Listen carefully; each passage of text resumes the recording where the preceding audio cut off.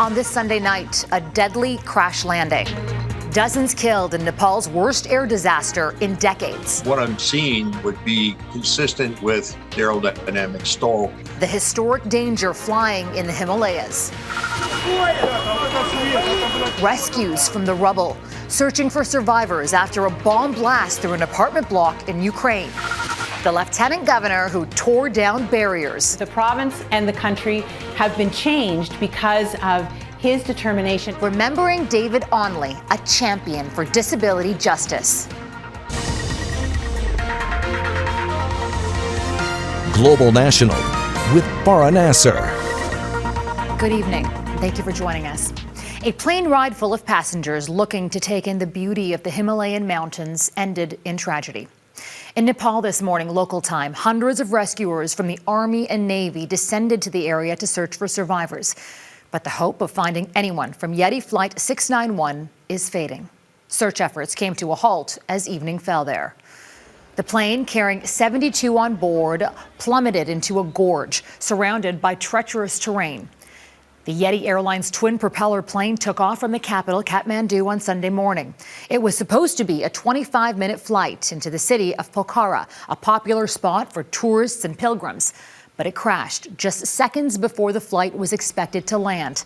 And as Jennifer Johnson reports in our top story tonight, this is Nepal's worst airline disaster in 3 decades. These moments are some of the final haunting images from inside Yeti Airlines Flight 691. Video believed to have been streamed from on board before the crash. From the ground, we see the plane suddenly bank to the side, recorded by a man on his terrace. The plane goes into a nosedive and then a gorge. People rush to the scene, Nepal calling in its military to speed up the desperate search. But there were no survivors, and little left of the plane itself, twisted metal and burning rubble. The plane was making a short trip to the new airport in the tourist town of Pokhara, about 200 kilometers outside of Kathmandu. This witness says the plane made a loud noise before it fell. Nepal's prime minister called the accident tragic, later gathering his cabinet to begin its investigation. The twin engine's aircraft's fuselage split into pieces, scattered down terrain less than 2 kilometers from the airport. The 68 passengers included 15 foreigners from 7 different countries. The aircraft, an ATR-72, has a long history of deadly accidents. This aircraft was just 15 years old. What I'm seeing would be consistent with an aircraft aerodynamic stall with a nose-high attitude, slow speed in which the left wing loses lift and it banks left. Nepal is home to 8 of the world's 14 highest mountains, including Mount Everest, attracting thousands of tourists each year. There have been 42 fatal plane crashes since 1946 there. This is the deadliest since a Pakistan Airlines crash in 1992, killing all 167 people aboard. The European Union has banned all flights from Nepal since 2013, citing safety concerns. It'll be interesting to get the flight data recorder and the CBR, because there will be information there that will be, if they have them and if they've survived the crash because of the fire, that will be key to the investigation. The weather Sunday was relatively clear, and there were no hills or mountains on the path into the airport. For Nepal's aviation investigators, the grim task of understanding what happened is just beginning. Jennifer Johnson, Global News, Washington. To the war in Ukraine now, where the death toll is mounting from Russia's latest round of missile strikes over multiple cities this weekend. So far, at least 29 people are confirmed dead, including a child. The latest bombardment hit Ukraine's southeastern city of Dnipro, leveling an apartment building on Saturday. And with this grinding war now in its 11th month, Ukraine is calling on its allies to send much-needed support. And as Heather Yourex-West reports, some Western allies are heeding the call. Through a frigid January night, emergency workers continued searching for survivors in Dnipro. This woman, Katerina, was pulled from her upper floor apartment. But as the hours wear on, the city's mayor fears crews will now find more bodies than survivors. I think the chances of saving people now are minimal, he says. May God help us find them. After a 2-week break in its airstrikes, Russia attacked Saturday across Ukraine and with vengeance. Russia's defense minister said Sunday that the strikes, allegedly aimed at military and infrastructure sites, hit every target, with no mentions of the civilians caught in the crosshairs of the deadly apartment attack, where in addition to the dozens of dead, at least 70 others were injured, many of them badly. A 9-year-old girl has been placed in our hospital, says this official.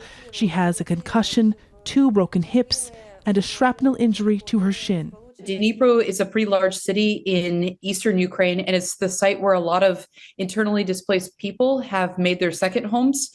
So it's particularly cruel. As the conflict stretches on, Putin continues to target major pieces of Ukraine's already battered infrastructure. Ukraine says they need more support in the form of heavy weapons to win this war. The UK is now promising to send 14 Challenger 2 tanks to the region, marking the first deployment of Western-made tanks, with hopes that other allies, specifically Germany, will follow suit. I think there's a lot of momentum building across Europe. I saw that Finland as well is discussing sending Leopard tanks. With 1 full year of fighting since the Russian invasion approaching, Moscow's forces are showing signs of fatigue. In a recent interview, a senior Russian official said the country's age limit for conscription could be expanded as early as this spring. The stakes are only rising, and it seems, sadly certain, more people on both sides will die before the fighting ends. Heather, Yourex-West, Global News. In Europe, fears that millions of homes would be left in the cold have not materialized. It's been balmy across the continent this winter, and that means energy tanks are holding up nicely. Europeans may be breathing a sigh of relief for now, but as Kamya Razavi reports, more uncertainty and energy price swings aren't going anywhere anytime soon. To say it's been a warm start to the year in Europe is an understatement. In Malaga, in the south of Spain, people hit the beach in January. Elsewhere on the continent, ski resorts are bare. Another impact, a much-feared winter of discontent with millions of homes left in the cold, has not materialized. Well, they did dodge a bullet. Obviously, they did. Gas supplies in Europe are strong, with tanks at about 83% full as of December 31st. In Germany, fears that Vladimir Putin would turn off the taps has had people conserving energy and the German government accelerating its transition to renewables. I think that's going to change the system from within a very short period of time. That transition is happening around the world and, say experts, explains a lot of the volatility in the markets. In Europe, natural gas prices were around 340 euros per megawatt hour in August. They're less than 70 euros now. More volatility, experts say, is just another winter storm, political conflict, or all-out war away. But it's also a healthy sign that the world is shifting to a different energy reality. Because if we were continuing to depend on fossil fuels to the same extent as we have over the past few decades, you may not see this much volatility. But energy transitions are not easy. It took decades to go from this to this to this. But that's changing. In Alberta, Canada's energy heartland, jobs in the clean energy sector are set to more than double over the next decade. A sign of things to come. Kamya Razavi, Global News. Just weeks after his re-election, Israeli Prime Minister Benjamin Netanyahu is facing backlash from thousands. Major demonstrations against his reform policies were held in 3 cities over the weekend. Critics say the proposed reforms will cripple judicial independence, foster corruption, and set back minority rights. Netanyahu, who is in his 6th term as prime minister, created a coalition with hard-right and ultra-nationalist parties in order to form his government. His supporters say the reforms are needed to create a balance between the executive and judicial branches. Yukon's newest premier, Ranj Pillai, has been officially sworn in as the territory's 10th premier. Pillai and his cabinet took the oath of office during a public ceremony in Whitehorse on Saturday. He highlighted the previous work of the current Liberal government while pledging to address issues related to Yukon's rising cost of living, healthcare, secure housing, and climate change. Former Liberal leader Sandy Silver stepped down from the premiership last fall. Pillai ran unopposed in the ensuing leadership race. Canada has lost a trailblazer and a champion of disability rights. David Onley, a survivor of childhood polio, was the first newscaster in Canada with a visible disability. He went on to become the Lieutenant Governor of Ontario, breaking that same barrier. He's being described tonight as kind, compassionate, and gracious. The kind of man who would ask you to drop the "Your Honor" and instead just call him David. But he also had grit, tenacious, persistent, always pushing everywhere he went to make Canada a more just place for those with disabilities. Amar Khan now on his life and his legacy. I'm David Onley. Behind me is the new City Pulse weather. From the TV screen to public service. Mr. Speaker. David Onley spent most of his life in the public eye. After a long and success-filled career as a reporter and anchor for City TV. A middle-aged woman was caught shoplifting after she stuffed a frozen chicken into her bra and fainted from the cold. He was appointed Lieutenant Governor of Ontario in 2007. He hosted the late Queen Elizabeth when she visited the province, and the Midland native always did the job with grace. He was determined to fight for a more inclusive society, but he was kind and he was gentle and he was always willing to work with anyone who was on side. Onley was the 28th Lieutenant Governor of Ontario and became the first ever with a physical disability caused by polio. My dream is of a province where disability and rights are advanced not only for those with classically defined physical disabilities such as mine, but also for those so-called invisible disabilities. His advocacy was considered monumental. David paved the way for many people with disabilities to believe that they too could act in roles of leadership. His interwoven paths of journalism and being a mainstay at Queen's Park led him to be admired by many. After the broadcasting portion of his career, what struck me about getting to know him just a little bit by covering him at Queen's Park was his warmth and his sense of humor, a very, very quick wit. With a deep and burgeoning legacy in life, nothing was more outstanding than Onley's character to those who knew him. He did it with so much dignity and so much grace. He's inspired many people, including myself, to follow in his path. Flags are at half-mast to honor the former Lieutenant Governor. David Onley is survived by his wife Ruth Ann and 3 sons. He was 72. Amar Khan, Global News. You heard former Ontario Premier Kathleen Nguyen in Amar's report. We're going to speak with her about what fueled David Onley's advocacy. That conversation coming up in 10 minutes.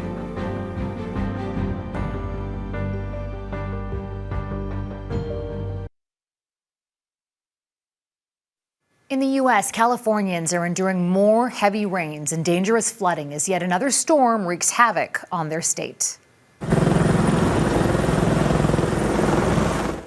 Rescue crews had to airlift this woman to safety Saturday after she was left hanging onto a tree trapped by rising waters. President Joe Biden has also made an emergency declaration to send California federal aid over the almost nonstop barrage of atmospheric rivers. For about 3 weeks now, the weather has battered the Golden State with floods, mudslides, power outages, and has been responsible for at least 19 deaths. In Nova Scotia, significant rainfall was also the source of flooding in Shubenacadie, about 60 kilometers north of Halifax.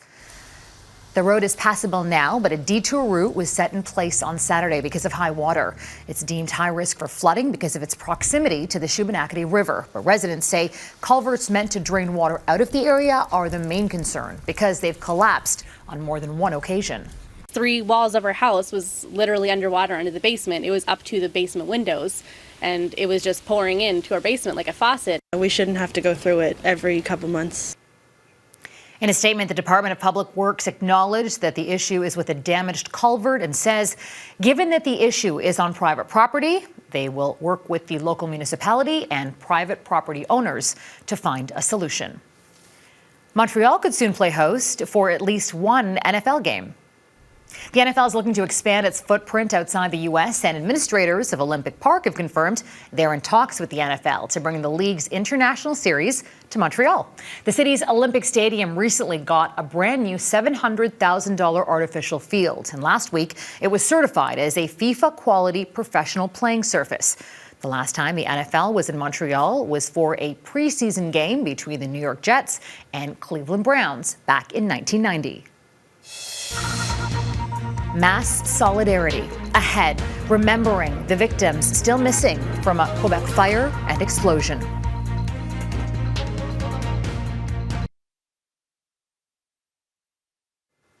A solidarity mass took place this morning in Saint-Roch-de-L'Achigan, a town about 45 minutes north of Montreal, where 3 people are still missing following a fire and explosion at a propane distribution company. Elizabeth Zogalis reports. It was a Sunday mass for everyone. We need to be together. We need to pray.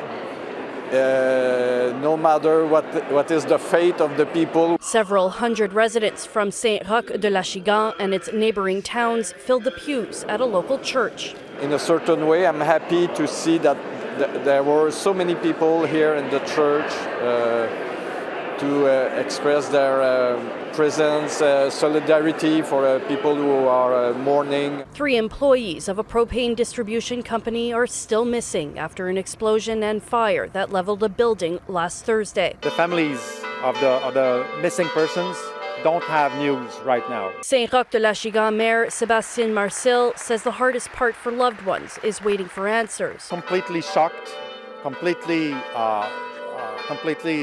sad about what's happening, and we're getting through this as a village. It's a town where everyone knows each other. These are people I knew since my childhood, says this man. I went to school with them, so for us, it hits close to home. Quebec provincial police have not yet established a cause for the explosion. They say the weather and condition of the site has also made it difficult to locate the missing employees. The Sûreté du Québec told us that there would be like many days before they will leave the site because of all the complexity of the explosion. Unfortunately, there isn't much families and residents can do while they wait for answers, but Marcel hopes they can find some comfort in having a close community for support. One step at a time. Elizabeth Zogalis, Global News, Saint-Roch-de-L'Achigan. Next, the legacy of a trailblazer. We speak with former Ontario Premier Kathleen Nguyen, who served with late Lieutenant Governor David Onley.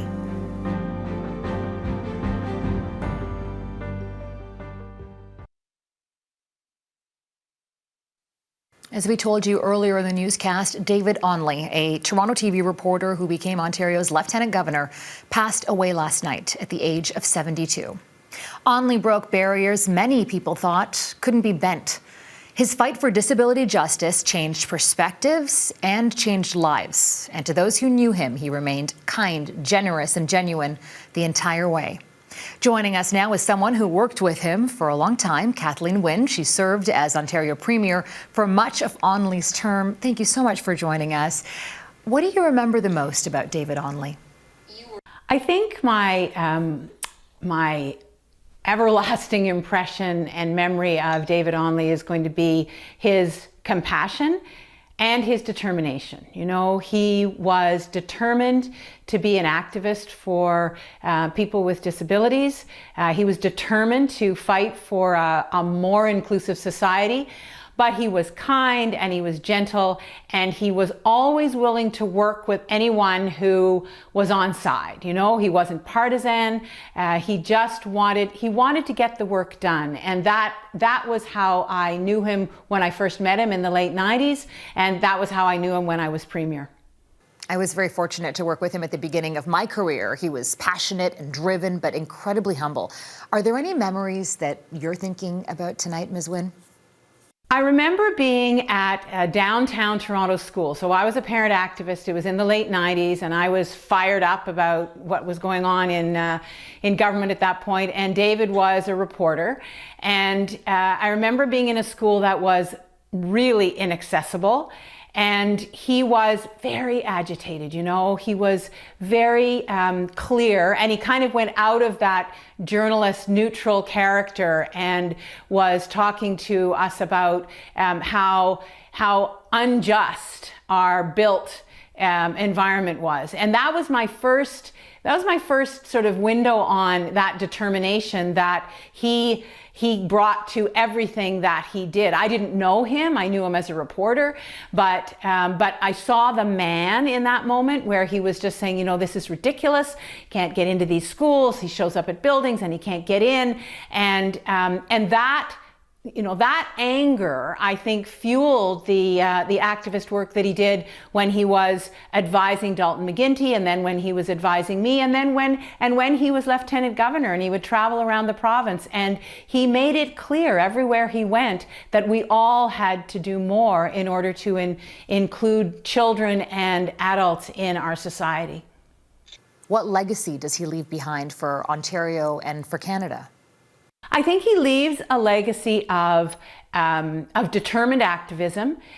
He rose to the highest office in the province, and he did it with grace, and he showed what anyone can do, no matter what their ability. And I think that was a very proud thing for him, that he was able to travel in all of these circles, from being a journalist, from being an activist, to being the lieutenant governor of the province. And he used that platform, and I think that the province and the country have been changed because of his determination and his modeling of that courage.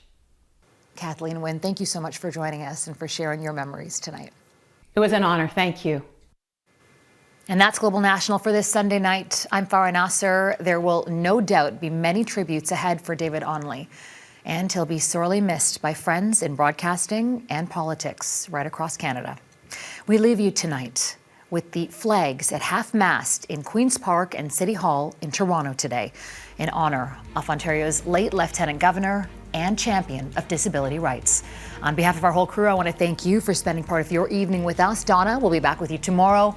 Until next time, take care of yourselves and each other. Have a good night.